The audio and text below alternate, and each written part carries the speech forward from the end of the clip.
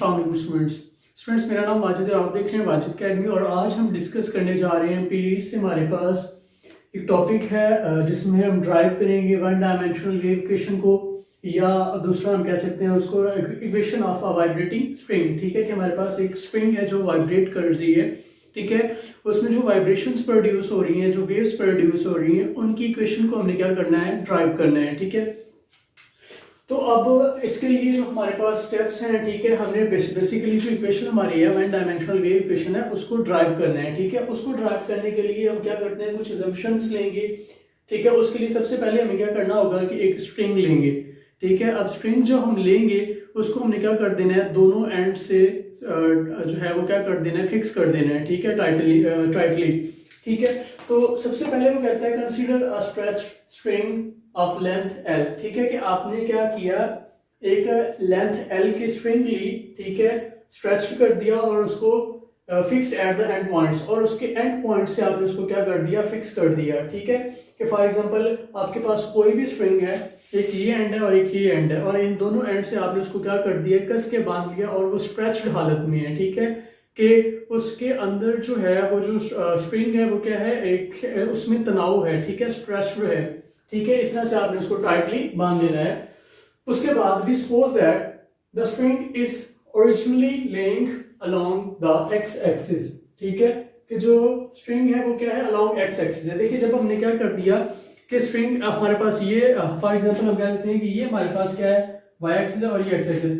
यहाँ पे हमने स्ट्रिंग को क्या कर दिया है, टाइटली स्ट्रेच कर दिया। तो अलोंग जब ये इनिशियल है, ओरिजिनली है, ये क्या है, एक्स एक्सिस के अलोंग पड़ी हुई है। ठीक है, फिर जब मैं क्या करता हूँ, स्ट्रिंग को पकड़ के इस तरह से लेके जाऊंगा, इसको छोड़ूंगा तो ये क्या करेगी, वाइब्रेट करेगी। जैसे कि अगर हम क्या करते हैं, यहाँ पे एक स्ट्रिंग को पकड़ लेते हैं, ठीक है, किसी भी धागे को स्ट्रांगली पकड़ लेते हैं, और फिर एक बंदा उसको फिंगर ऐसे लगाता है तो वो क्या करता है, अप एंड डाउन वाइब्रेट करता है, उसमें वाइब्रेशंस पैदा होती हैं। ठीक है, ये वही केस है कि originally laying along the X axis, कि ओरिजिनली को क्या है, अलोंग द एक्स एक्सिस पड़ी हुई है, so that it's displacement eight any point x and eight any time t may be denoted by u of x, t। ठीक है, जब वो कहता है कि x एक्सिस के अलोंग पड़ी हुई है, ठीक है, उस वक्त उसकी जो पोजीशन होगी, जो डिस्प्लेसमेंट होगा, u ऑफ x, t होगा। ठीक है, at any time t at point x। In order to obtain the simple equation of in order to obtain the simple equation, कि अगर हमने simple equation को क्या करना है, obtain करता है, तो उसके लिए पहले हम क्या करेंगे, we make following assumptions। ठीक है, हम कुछ assumptions वो कर लेंगे उसकी। अब सबसे पहली जो assumption है वो क्या है, the string is elastic and flexible। ठीक है, वो कहता है कि आपकी जो स्ट्रिंग है वो क्या है, इलास्टिक और फ्लेक्सिबल है। अब इलास्टिक और फ्लेक्सिबल होने से क्या होगा, that is the string can not resist the bending movement. ठीक है, कि जो आपकी जो स्ट्रिंग जब इलास्टिक और फ्लेक्सिबल होगी तो उसके अंदर इतनी वो अब जो एबिलिटी है ना, किस चीज की एबिलिटी, कि वो रेजिस्ट करे बेंडिंग मूवमेंट के। बेंडिंग मूवमेंट क्या होता है, देखें, अगर हमारे पास कोई चीज है, हम उसको बेंड कर देते हैं, ठीक है, तो उस बेंड करने में जो फोर्स लग रही होती है, बेंडिंग मूव, जो उसका बेंड होने का होता है, वो रेशो वो क्या होती है, बेंडिंग मूवमेंट होता है। ठीक है, कि अगर आपके पास आपकी वो कहता है कि जो स्ट्रिंग है इलास्टिक और फ्लेक्सिबल है, तो इसका मतलब ये है कि वो कहता है कि जो स्ट्रिंग है आपकी वो रेजिस्ट नहीं कर सकती है बेंडिंग मूवमेंट के अगेंस्ट। मतलब कि जो रस्सी के अंदर बेंडिंग आएगी वो उसको रोक नहीं सकती है। जैसे कि ये मेरे पास है, फॉर एग्जाम्पल ये कोई भी मटीरियल है, मैं क्या करता हूं, इसके ऊपर बेंडिंग फोर्स लगाता हूं, इसको बेंड करने की कोशिश करता हूं, तो लेकिन ये बेंड नहीं होता है। ठीक है, बेंड नहीं हो रहा, तो इसका मतलब है कि इसके अंदर एबिलिटी है कि ये रेजिस्ट करेगा बेंडिंग मूवमेंट की। ठीक है, कि मैं इसको बेंड करने की कोशिश कर रहा हूं लेकिन ये हो नहीं रहा है, ये रेजिस्ट कर रहा है किस चीज के खिलाफ, उस बेंडिंग मूवमेंट के खिलाफ जो मैं इसको बेंड करने के लिए अप्लाई कर रहा हूं। ठीक है, तो ये कहता है कि अगर हमारे पास फ्लेक्सिबल होगी, अब रस्सी है, रस्सी को हम इस तरह से मोड़ सकते हैं, ठीक है, बेंड कर सकते हैं, तो इसलिए उसने कहा कि ये इलास्टिक नहीं है। अगर ये इलास्टिक होता तो मैं इसको इस तरह से, जैसे रबड़ है, ठीक है, रबड़ क्या होती है, इलास्टिक और फ्लेक्सिबल होती है, उसको मैं क्या कर सकता हूँ, बेंड कर सकता हूँ। ये इलास्टिक नहीं है। ठीक है, इलास्टिक ना होने की वजह से ये रेजिस्ट कर सकता है।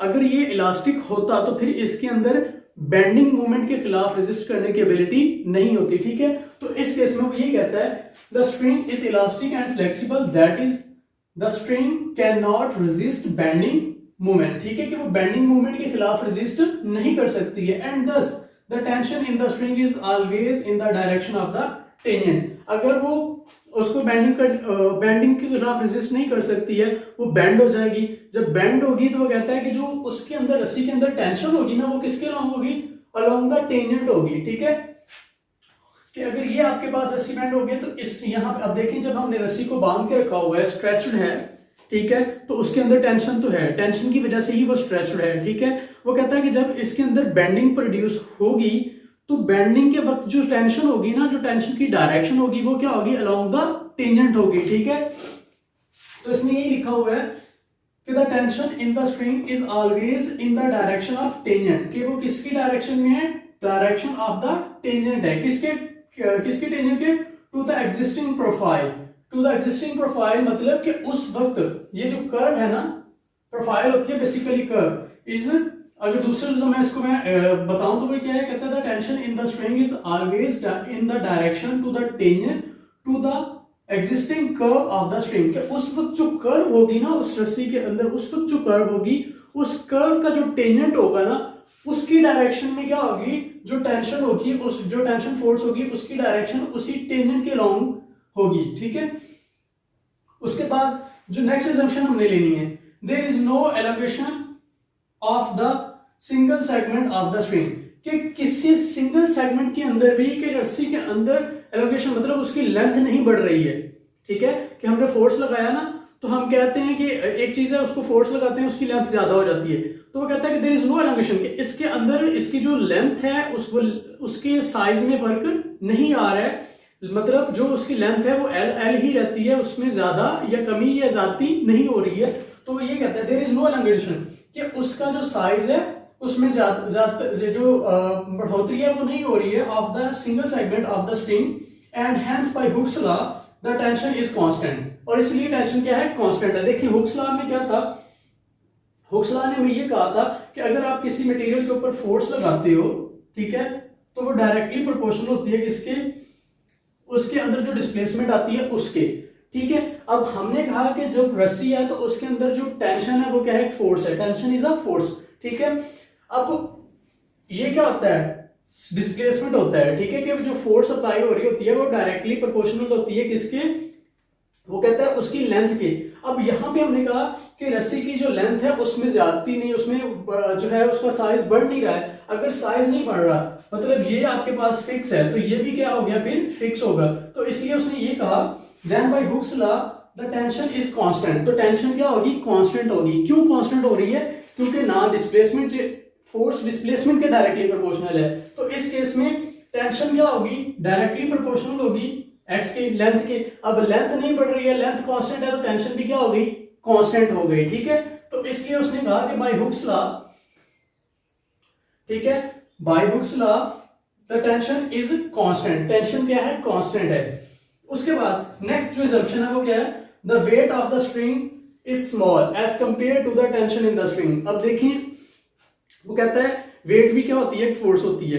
अब वो कहता है कि जो वेट है ना, जो आपने स्ट्रिंग लिया उसका जो वेट है वो उस जो आपके पास टेंशन है, उस रस्सी के अंदर जो टेंशन है उसकी निस्बत क्या है, बहुत ज्यादा कम है, is small as compare to the tension in the string, कि जो उसके अंदर टेंशन पैदा हो रही है, टेंशन भी फोर्स है, वेट भी एक फोर्स है। ठीक है, तो वो कहता है कि जो टेंशन है, जो टेंशन वाली फोर्स है वो बहुत ज्यादा है, किसकी निस्बत, उसके वेट की निस्बत। उसके बाद जो नेक्स्ट असम्पशन लेनी है वो क्या है, the deflection is small compared with the length of the string.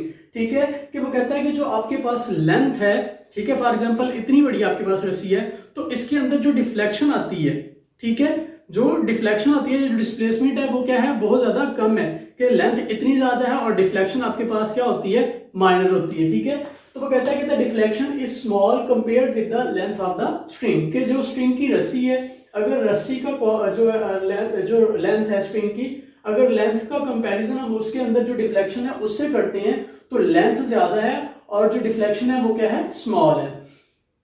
उसके बाद the slope of the displaced string at any point is small compared with unity, कि वो कहता है कि जो स्लोप है, किस चीज की स्लोप बोला, कि जो रस्सी की स्लोप है, जो स्ट्रिंग की स्लोप है, ठीक है, डिस्प्लेस्ड, कि जब आपने जैसे कि आप क्या करते हैं, धागे को दोनों साइड से कस के बांध देते हैं और उसको डिस्प्लेस करते हैं, तो वो क्या होता है, उसमें कर्व टाइप होता है, वो डिस्प्लेस्ड होती है, ठीक है। मतलब आप पहले ओरिजिनली को ऐसे पड़ी हुई है, आपने क्या किया, फिंगर से उसको थोड़ा सा ऊपर करके छोड़ा, तो आपने जब थोड़ा सा उसको ऊपर किया तो वो क्या होगी, डिस्प्लेस्ड हो गई अपनी मेन पोजीशन से। उसने आपने उसको क्या कर दिया, थोड़ा सा डिस्प्लेस्ड कर दिया।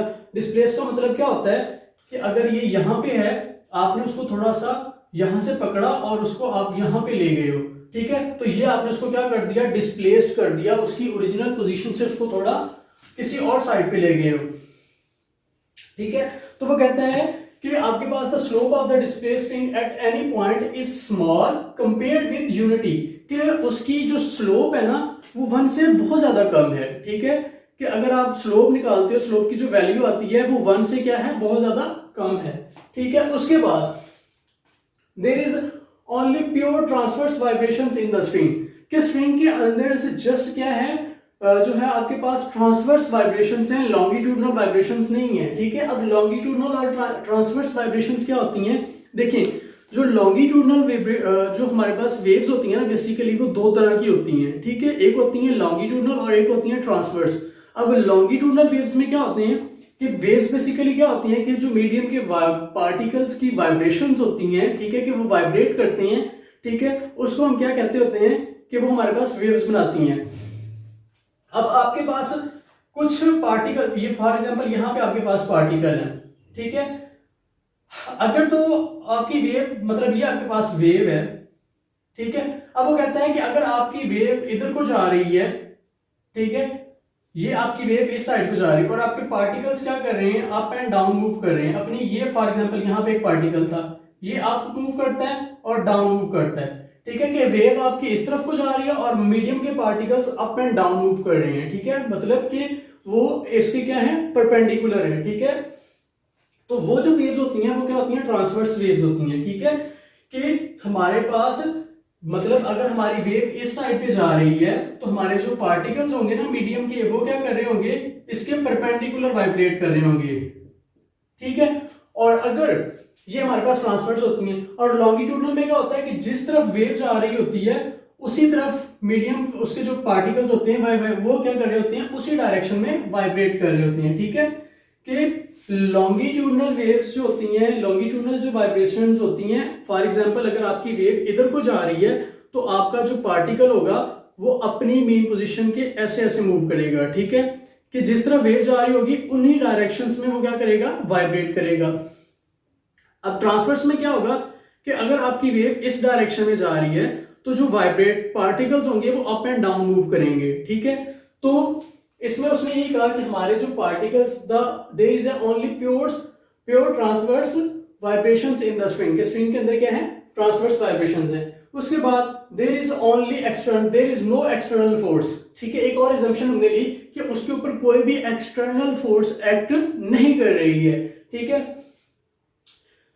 ओके, नेक्स्ट अब क्या करते हैं, फिर अगर हम अब ये assumptions हमने ले ली, उसके बाद हमने क्या किया, now we consider the differential element of the string, कि आपने क्या कर दिया, स्ट्रिंग को वाइब्रेट करवा दिया, ठीक है। वाइब्रेट करवाने के बाद उसके अंदर वाइब्रेशंस आएंगी। अब वाइब्रेशंस जब पैदा होती हैं तो आपने क्या करना है, उस स्ट्रिंग का एक को कहता है we consider a small differential element of the string, कि ये हमने कहा कि हमने स्ट्रिंग को वाइब्रेट किया ना, तो ये इस तरह की उसमें वाइब्रेशंस थी।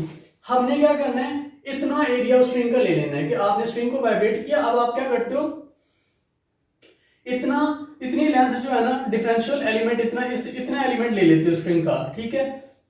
Late T be the tension in the string, हमने कहा कि जो टेंशन टी है ना, वो स्ट्रिंग के अंदर कितनी टेंशन है, टी है।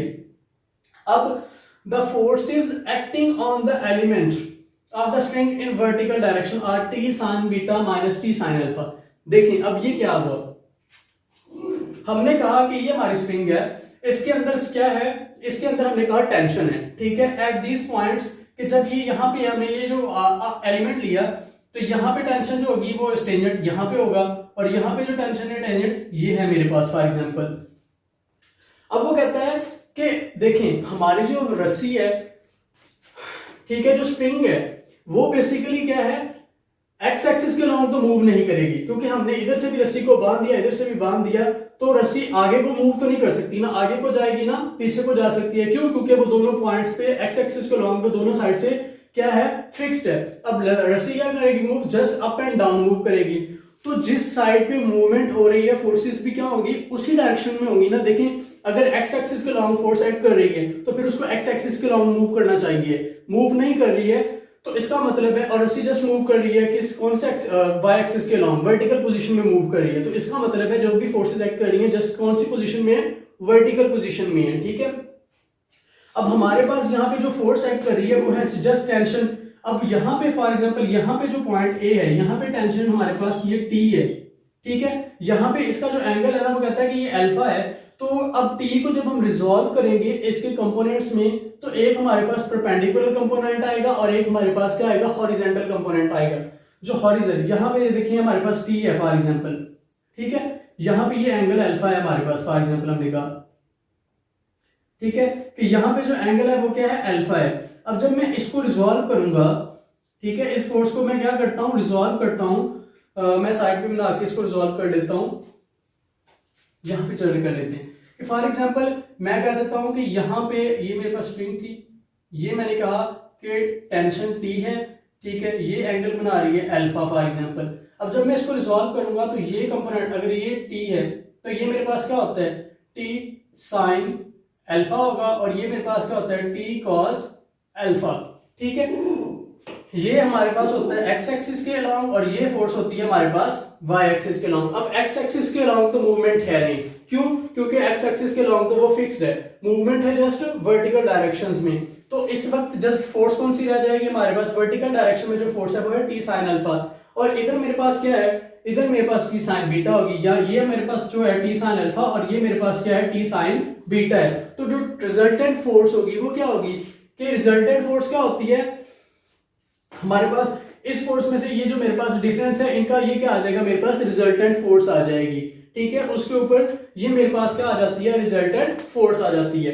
तो वो ये कहता है the forces acting on the element of the spring in vertical direction R T sine beta minus T sine alpha, कि इस इतने एरिया में जो इसके ऊपर रिजल्टेंट फोर्स है वो कौन सी है, ये हमारे पास उसकी रिजल्टेंट फोर्स आ जाती है। ठीक है जी, ओके, ये रिजल्टेंट फोर्स आ गई।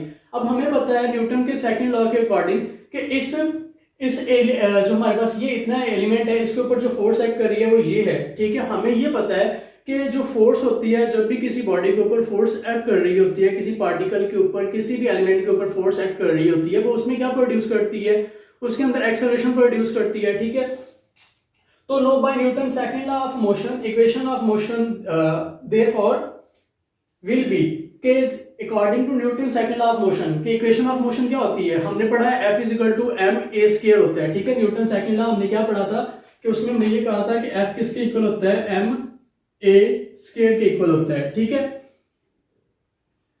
सॉरी एम ए के इक्वल होता है। फोर्स क्या होती है, F is equal to M a होता है, हमने ये पढ़ा था। ठीक है जी, कि हमने Newton second law of motion पढ़ा कि वो क्या होती है, कि जो रिजल्टेंट फोर्स होती है वो क्या होती है, प्रोडक्ट होती है मास और एक्सेलरेशन का। ठीक है, F is equal to M a होता है। तो अब यहाँ पे F मेरा क्या है, रिजल्टेंट फोर्स, ये F क्या होती है, रिजल्टेंट फोर्स। यहाँ पे रिजल्टेंट फोर्स क्या है, वो ये है T sine beta minus T sine alpha. तो T sine beta minus T sine alpha is equal to mass into acceleration. Mass यहाँ पे क्या मैंने लिखा, रो डेल्टा एस। अब रो डेल्टा एस मैंने क्यों लिखा, देखें हमने जो फॉर्मूला पढ़ा है कि जो मेरे पास डेंसिटी होती है, ठीक है, डेंसिटी को अगर मैं रो से नोट करता हूं, डेंसिटी इक्वल होती है मास पर यूनिट। अब अगर हमारे पास हम डेंसिटी की बात कर रहे होते हैं ना, ठीक है, अगर तुम्हारे पास वॉल्यूम हो तो पर यूनिट वॉल्यूम होता है, अगर एरिया हो तो यहाँ पे हम एरिया लेते हैं। अब हमारे पास है रस्सी, रस्सी की क्या है, रस्सी की जस्ट लेंथ है। ठीक है, रस्सी की जस्ट क्या होती है, अगर हमारे पास रूप है तो उसकी क्या है, हमारे पास लेंथ है। हाँ, अगर एरिया होता हमारे पास क्यूब होता तो वॉल्यूम लेते। तो इस तरह से अब हमारे पास रोप है और रोप के लिए हम क्या करते हैं, उसका ये एलिमेंट लिया है तो यहाँ पे हम क्या करेंगे, उतनी उसकी लेंथ लेंगे। ये हमने जो एलिमेंट लिया इसकी लेंथ कितनी है, डेल्टा एस है। ठीक है, तो यहाँ पे मैंने क्या कर देना है, अब डेल्टा एस लगा देता हूं। ठीक है, कि ये मेरे पास क्या आता है, डेल्टा एस आता है। ठीक है, फॉर इन केस ऑफ जो रॉड रोप होती है उनके लिए जो हमारे पास डेंसिटी का फार्मूला होता है वो ये होता है। ठीक है, ओके, ये मेरे पास आ गया। वन डायमेंशनल के लिए होता है, टू डायमेंशनल के लिए होगा तो यहाँ पे एरिया आ जाएगा। थ्री डायमेंशनल होगा, यहाँ पे क्या आ जाएगा, वॉल्यूम आ जाएगा। ठीक है, कि अगर आप डेंसिटी ले रहे हो किसी चीज की, अगर वन डायमेंशन में ले रहे हो तो हमारे पास यहाँ पे क्या होती है, लेंथ होती है। अगर टू डायमेंशन में लेते हैं तो एरिया होता है, और अगर थ्री डायमेंशन में लेते हैं तो वॉल्यूम होता है। अब हमारे पास वन डायमेंशन केस है तो मास पर यूनिट जो डेंसिटी होगी वो क्या होगी, मास पर यूनिट वो जो आपका आर्क लेंथ है जो भी जितनी भी आपने ली हुई है। ठीक है, तो ये मेरे पास डेल्टा एस आ गई, क्योंकि हमने जो एलिमेंट कंसीडर किया है उसकी लेंथ कितनी है, डेल्टा एस है। ओके जी, अब यहां से अगर मैं मास को निकालता हूं तो यहाँ पे ये डिवाइड हो रहा है, इधर आके क्या हो जाएगा, मल्टीप्लाई हो जाएगा। तो मास किसके इक्वल आएगा, रो इनटू डेल्टा एस। तो इसीलिए मैंने ये लिखा है रो डेल्टा एस। ठीक है, ओके, ये हो गया जी। और एक्सेलरेशन देखें, हमारे पास हमने कहा था कि हम क्या करते हैं, हमारे पास जो वो है यानी कि इसकी जो पोजीशन को लोकेट करेंगे वो किससे करेंगे, इससे। ओके, अगर हमने क्या करना है, इसकी वेलोसिटी लेनी हो तो वेलोसिटी के लिए हमने क्या करना है, विद रिस्पेक्ट टू टाइम इसका डेरिवेटिव लेंगे, तो ये बन जाएगा पार्शियल यू और पार्शियल टी। एक्सेलरेशन के लिए हमें फिर से डेरिवेटिव लेना पड़ेगा, तो फिर से हम लेंगे पार्शियल स्क्वायर यू और पार्शियल टी स्क्वायर। ठीक है, तो इसलिए डबल डेरिवेटिव लेंगे तो हमारे पास एक्सेलरेशन आएगा, तो इसलिए मैंने यू डबल टी लिख लिया। ठीक है, उसके बाद where rho is the density and delta is the arc length of the element। ठीक है, कि वो जो आपने एलिमेंट लिया उसकी आर्क लेंथ है। since slope of the displaced string is very small। ठीक है, हमने क्या कहा कि हमारे पास जो स्लोप है, यहां पे हमने एक पॉइंट लिया ये कि यहां पे कि जो slope of the displacement eight any point is small compared with unity, कि हमने कहा कि यहां पे जो स्लोप है वो क्या है, स्मॉल है। अगर स्लोप हमारी स्मॉल होगी तो डेल्टा एस डेल्टा एक्स के अप्रोक्सीमेटली इक्वल आ जाएगा। किस तरह से देखें, मैं ये कहां पे लिख लेता हूं, मैं यहां पे लिख लेता हूं फॉर एग्जांपल। तो यहां से जो मेरे पास है ना डेल्टा एस जो होता है ना, बेसिकली वो किसके इक्वल होता है, वो होता है डेल्टा एक्स का स्क्वायर प्लस डेल्टा यू का square over square root of x. ठीक है, ये जो मेरे पास है, तो अगर मैं यहां से डेल्टा एक्स स्क्वायर को कॉमन लेता हूं, तो जब डेल्टा एक्स स्क्वायर को कॉमन लूंगा तो स्क्वायर रूट से बाहर आएगा तो डेल्टा एक्स रह जाएगा, और यहाँ पे आ जाएगा 1, यहाँ पे आ जाएगा delta U square over delta x का स्क्वायर। ठीक है, तो इसको मैं लिख सकता हूं होल स्क्वायर की फॉर्म में। ठीक है, तो ये मेरे पास बन जाता होता है डेल्टा एक्स इंटू, ये मेरे पास क्या बन जाता है, delta x into 1 plus you of x का स्क्वायर। ठीक है, कि यू ऑफ एक्स का ये मेरे पास क्या है, होल स्क्वायर है। अब जो बेसिकली यू ऑफ एक्स है वो क्या है, स्लोप है, क्योंकि स्लोप हमारे पास यहाँ पे क्या है, बहुत ज्यादा लेस है। ठीक है, स्लोप जो है वो बहुत ज्यादा लेस है विद जो है कंपेयर टू 1 के 1, ये हमने लिखा था ना, the slope of the displaced string at any point is small compared with unity. तो ये जो वैल्यू है ये 1 से बहुत ज्यादा लेस है। ठीक है, since it is very very less than 1, तो फिर ये तकरीबन यहाँ पे इसके ये तकरीबन किसके इक्वल होगी, अगर ये है अप्रोक्सीमेटली 0 के, तो ये अप्रोक्सीमेटली 0 होगा तो ये 1 रह जाएगा स्क्वायर रूट के अंदर 1, और 1 का स्क्वायर रूट 1 ही होता है, तो ये अप्रोक्सीमेटली इसलिए इक्वल होता है डेल्टा एक्स के। ठीक है, इसलिए मैंने ये लिखा है कि ये जो है यहाँ पे डेल्टा एस जो है वो किसके इक्वल है, अप्रोक्सीमेटली डेल्टा एक्स के इक्वल है। ठीक है, और अब स्लोप स्मॉल होने का मतलब है then the angles alpha and beta are also small. ठीक है, डिफ्लेक्शन क्योंकि बहुत ज्यादा कम है ना, हमने ये कहा ना कि जो डिफ्लेक्शन है वो क्या है, बहुत ज्यादा, the deflection is small compared with the length. Deflection क्या है, स्मॉल है। जब डिफ्लेक्शन स्मॉल होगी तो एंगल में जो चेंज आएगा वो भी क्या होगा, स्मॉल होगा। ठीक है, तो इसलिए वो कहता है कि angle alpha and beta are also small with same reason, उसी रीजन की वजह से। किस रीजन की वजह से, कि हमारे पास जो स्लोप है वो क्या है, बहुत ज्यादा स्मॉल है। सो साइन अल्फा किसके इक्वल होगा, tan अल्फा के, और साइन बीटा किसके इक्वल होगा, tan ऑफ बीटा के। हमारे पास जब स्लोप स्मॉल होती है ना, ठीक है, तो साइन अल्फा और जो tan अल्फा होते हैं वो आपस में क्या हो जाते हैं, इक्वल हो जाते हैं। ठीक है, कि जब हमारे पास स्लोप क्या होती है, बहुत ज्यादा स्मॉल होती है, तो साइन अल्फा अप्रोक्सीमेटली, देखें हमारे पास अगर ट्राइंगल है ना, सॉरी, ठीक है, कि ये मेरे पास ट्राइंगल है कोई, ठीक है, ये मेरे पास ट्राइंगल है। अब ये एंगल मेरे पास थीटा है, अगर मैं थीटा को वेरी वेरी स्मॉल कर देता हूं, बहुत ज्यादा स्मॉल कर देता हूं, तो ये मेरे पास तकरीबन कुछ इस तरह का केस बन जाता है। ठीक है, कि ट्राइंगल मेरी कुछ इस तरह की आ जाएगी। अब इस केस में आप साइन भी निकालें और tan को भी निकालें, तो वो क्या होते हैं, अप्रोक्सीमेटली इक्वल आते हैं। ठीक है, क्यों, क्योंकि ये जो होता है ना, ये जो हमारे पास यहाँ पे बेस और जो हाइपोटेन्यूस होते हैं वो अप्रोक्सीमेटली उनकी लेंथ क्या हो जाती है, सेम हो जाती है जब एंगल बहुत ज्यादा छोटा होता है। तो ठीक है, तो इसलिए साइन अल्फा इक्वल होता है टेन अल्फा के और साइन बीटा अप्रोक्सीमेटली इक्वल आ जाएगा टेन ऑफ बीटा के। अब मैं क्या करता हूँ, ये जो इक्वेशन थी साइन की जगह पे टेन ले आता हूँ, ठीक है, और उसके बाद जो हमारे पास बाकी है वो क्या रह जाएगा, T ten of beta minus T ten of alpha, draw delta x की जगह डेल्टा एस की जगह पे डेल्टा एक्स आ जाएगा और यू ऑफ डबल टी आ जाएगा। ठीक है, अब टेन यहाँ पे टी कॉमन लेके मैं इससे इधर ले जाता हूँ, डिवाइड कर देता हूँ। बट फ्रॉम द कैलकुलस हमें ये पता है, कैलकुलस हमें ये बताती है कि जो टेन होते हैं, ठीक है, वो क्या होती हैं, बेसिकली स्लोप्स होती हैं। Tan alpha and tan of beta are the slopes of the string at point x and x plus delta x. कि ये फॉर एग्जांपल हमारे पास अगर पॉइंट एक्स है तो ये हमारे पास क्या है, ये एक्स है, तो ये एक्स प्लस डेल्टा एक्स है। ठीक है, ये हमारे पास एक्स प्लस डेल्टा एक्स है। तो ये हमारे पास क्या बन जाती है, स्लोप बन जाती है एक्स पे और एक्स प्लस डेल्टा एक्स के। और हमें पता है स्लोप को हम किस तरह से लिखते होते हैं, एट एनी टाइम टी। सो tan अल्फा किसके इक्वल आ जाएगा, u of x T. Slope क्या होती है कि जो हमारे पास डेरिवेटिव होता है बेसिकली वो हमें क्या देता है, स्लोप देता है, स्लोप ऑफ टेंजेंट देता है। ठीक है, तो इसलिए जब हमारे पास ये है u ऑफ x टी हमारी वो है, ठीक है, एट एनी पॉइंट जो होता है उसकी डिस्प्लेसमेंट होता है। ठीक है, तो जब हम इसका डेरिवेटिव लेंगे तो वो किसके इक्वल आएगा, स्लोप के इक्वल आएगा। तो u of x t at point x और at point x plus delta x जो स्लोप होगी वो क्या होगी, u of x plus delta x t. ठीक है, ये चीज आ जाती है। ओके, अब मैं क्या करता हूं, टेन अल्फा और टेन बीटा को इन्हीं से रिप्लेस कर देता हूं। तो ये बन जाएगा मेरे पास u of x plus delta x T minus u of x T into ये वैसे का वैसे ही आ गया इक्वेशन दिस।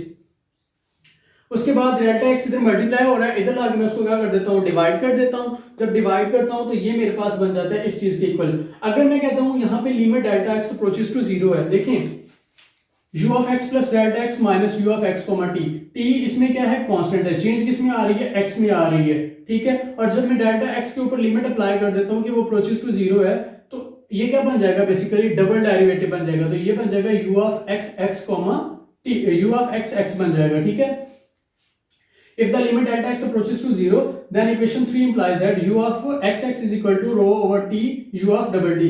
कि ये एक x तो पहले था, फिर से जब मैं डेरिवेटिव लूंगा तो ये विद रिस्पेक्ट टू x बन जाएगा, तो ये u डबल x आ जाएगा और u double x is equal to 1 over c square u of double t। ठीक है, वेयर c स्क्वायर क्या है हमारे पास, c स्क्वायर को मैंने किसके इक्वल ले लिया कि वो क्या है, t ओवर रो के इक्वल है। This is called one dimensional wave equation when no external force is acting। ठीक है, जब कोई भी external force act नहीं कर रही है तो हमारे पास ये क्या बन जाती है, one dimensional wave equation बन जाती है किसकी, of a vibrating string की। ठीक है, अगर हमारे पास क्या है कि इसके ऊपर कोई force act कर रही है तो फिर ये किस फॉर्म में चली जाएगी, फिर ये बन जाएगा हमारे पास u double f x plus f is equal to, ठीक है, पहले मैं इसी को थोड़ा सा और सिंप्लीफाई करके लिख लेता हूं कि इसको पहले हम लिख लेते हैं C square is equal to U of double T. ठीक है, तो ये जो इक्वेशन है ये सी स्क्वायर इधर डिवाइड और इधर क्या हो जाएगा, मल्टीप्लाई हो जाएगा। और जब हमारे पास क्या होगा कि कोई फोर्स, एक्सटर्नल फोर्स एक्ट कर रही होगी तो हम लिख लेंगे F U of T T, where F किसके इक्वल होगी, where F is equal to F over rho. ठीक है, अब यहाँ पे एफ क्या है, ये कोई भी फोर्स हो सकती है, फॉर एग्जांपल रेजिस्टेंस की हो सकती है, ग्रेविटेशनल फोर्स हो सकती है जो एक्सटर्नल फोर्स उसके ऊपर एक्ट कर रही होगी। ठीक है, ये वो होगी। ओके, तो ये हमारा जो टॉपिक था वन डायमेंशनल वेव इक्वेशन की डेरिवेशन थी, या the equation of a vibrating spring जो है, ठीक है, उसकी डेरिवेशन थी। तो इंशाल्लाह जो अपना नेक्स्ट लेक्चर होगा उसमें जो हमारा नेक्स्ट टॉपिक होगा उसको डिस्कस करेंगे। तो मिलेंगे इंशाल्लाह अपने नए लेक्चर में, तब तक के लिए अल्लाह हाफिज।